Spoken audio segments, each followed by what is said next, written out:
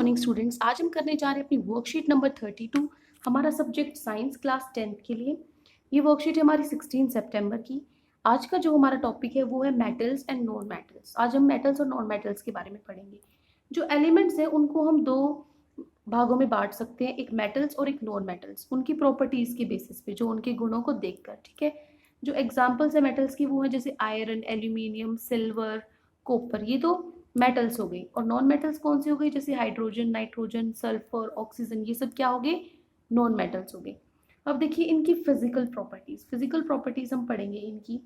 सबसे पहले है जो मेटल्स हैं वो गुड कंडक्टर ऑफ इलेक्ट्रिसिटी है, मतलब मेटल्स के अंदर से इलेक्ट्रिसिटी पास हो सकती है, बिजली ट्रेवल कर सकती है। ठीक है, उसके बाद है action of steam on a metal. Action जो स्टीम में जो अगर हम किसी भी मेटल है उसको स्टीम देते हैं तो क्या होता है, चलिए देखते हैं, पढ़ते हैं इनकी प्रॉपर्टीज के बारे में।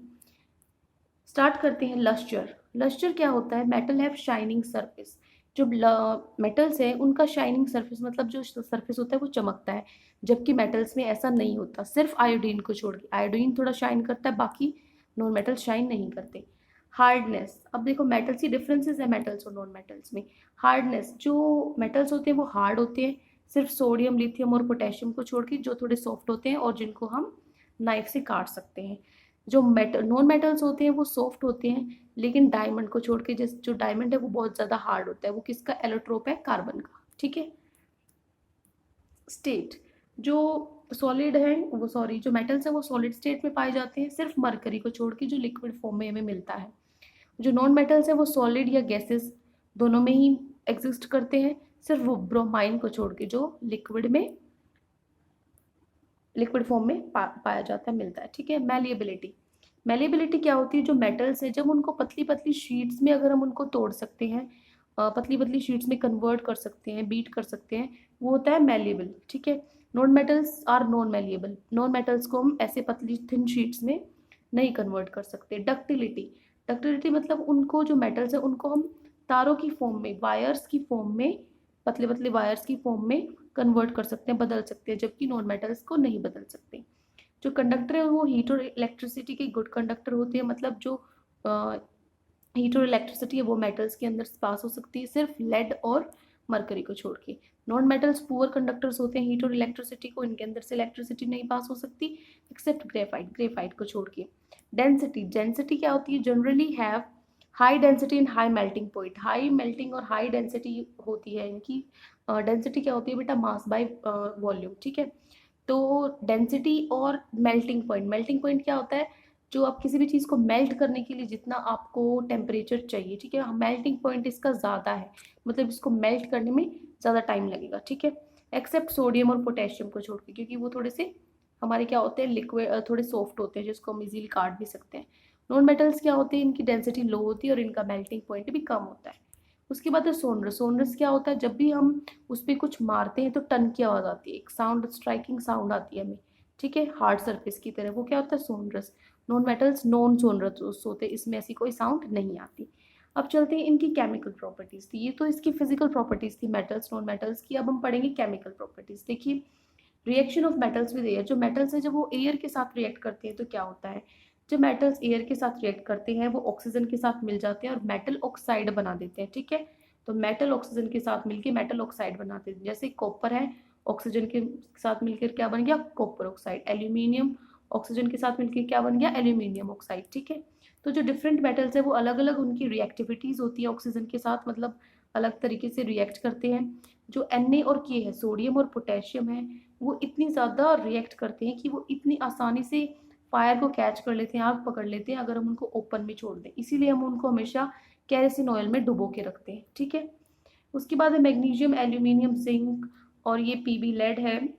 ये एयर के साथ easily react slowly with air. Air में ये स्लोली रिएक्ट करने लग जाते हैं। ये एलिमेंट्स है, इनको thin layer of oxide, oxide से इनको कवर करके रखते हैं, इसीलिए ताकि ये रिएक्ट ना करें। जो Fe है does not burn on heating but iron feelings burn विग्रेसली। जो Fe है हमारा वो इतना इजीली बर्न नहीं होता, जलता नहीं है, जबकि जो आयरन फीलिंग, आयरन के छोटे छोटे टुकड़े हैं वो जल्दी से जल जाते हैं। ठीक है।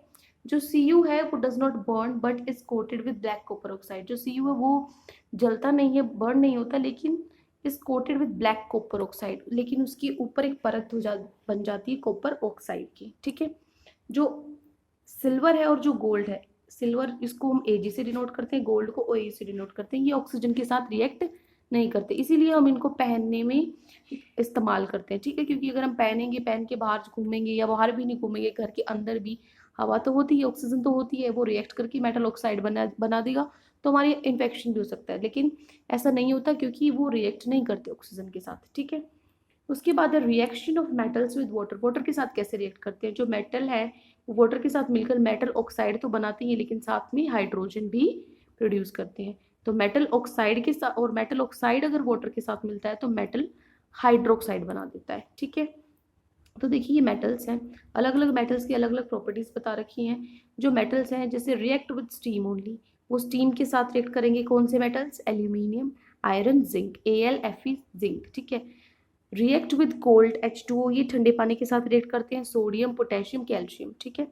उसके बाद रिएक्ट विद हॉट वाटर, गर्म पानी के साथ रिएक्ट करता है magnesium, Mg।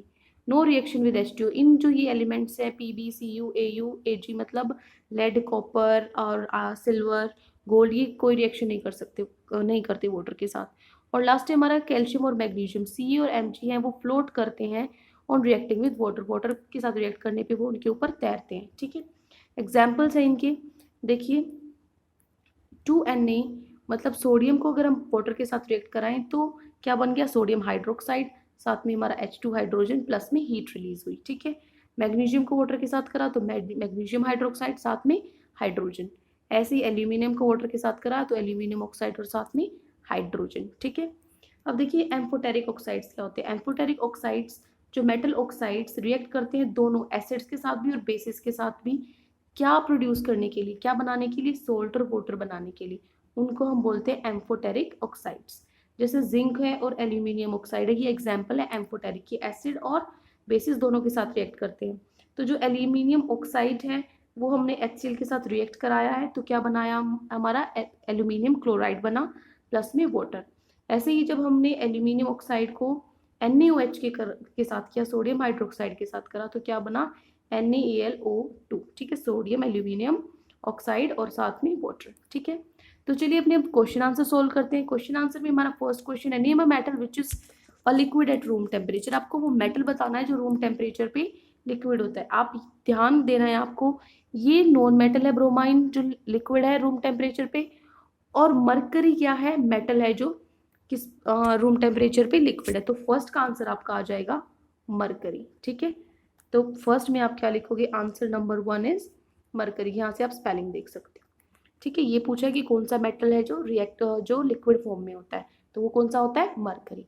This is your answer number 1। Answer question number 2 है, explain the meaning of malleable और डक्टाइल। डक्टाइल और मेलिएबल क्या होते हैं? तो आप लिखोगे इसमें आंसर नंबर 2 में लिखोगे मेटल्स। मेटल्स के बाद बेटा आपको एक वर्ड यहाँ पे ऐड करना है, वो वर्ड क्या है? दैट, ठीक है, दैट आपको ऐड करना है। Metal that can be beaten into thin sheets are malleable, और यहाँ पे आर लिखोगे, उसके बाद लिखोगे मेलिएबल, ठीक है। Metals that can be beaten into thin sheets are malleable. उसके बाद ऐसे ही आप डक्टाइल लिखोगे, मेटल्स, मेटल्स के बाद आप क्या ऐड कर दोगे? That. Metals that can be drawn into thin wires are ductile, ठीक है, ये आप लिखोगे। तो ये है आपका आंसर नंबर 2, ओके। उसके बाद है हमारा question number 3, why are sodium and potassium stored under oil. Sodium और पोटेशियम को ऑयल के अंदर हम क्यों स्टोर करके रखते हैं? तो आप इसका आंसर लिखोगे, sodium and potassium react so vigorously that they can catch fire if kept in open, so they are kept immersed in kerosene oil. ये मैंने आपको बताया है कि ये इतनी जल्दी रिएक्ट करते हैं, इतनी जल्दी आग को पकड़ लेते हैं, इसलिए इनको हम केरोसिन ऑयल में इमर्ज करके रखते हैं। तो ये आपका हो गया आंसर नंबर 3, ठीक है। ये 2 लाइन आपको आंसर नंबर 3 में लिखनी है। उसके बाद चलते हैं हम अपना question number 4, what are amphoteric oxides and give 2 examples. Amphoteric oxides के आप बताना क्या होता है और उसके एग्जांपल्स क्या है। तो जो ये पूरा बॉक्स है ये आप लिखोगे आंसर नंबर 4 में। यहाँ पर डेफिनेशन है एम्फोटेरिक ऑक्साइड्स की, और ये नीचे 2 एग्जाम्पल्स हैं, ठीक है। तो ये पूरा जो बॉक्स है ये आप लिखोगे आंसर नंबर 4। तो ये 4 क्वेश्चंस आज आपकी वर्कशीट में थे। अगर आपको इस वर्कशीट में कोई भी प्रॉब्लम है तो आप हमसे कमेंट सेक्शन में पूछ सकते हैं, और अगर आपको हमारी वीडियो अच्छी लगी है तो प्लीज़ हमारे चैनल को सब्सक्राइब करें। Thank you and have a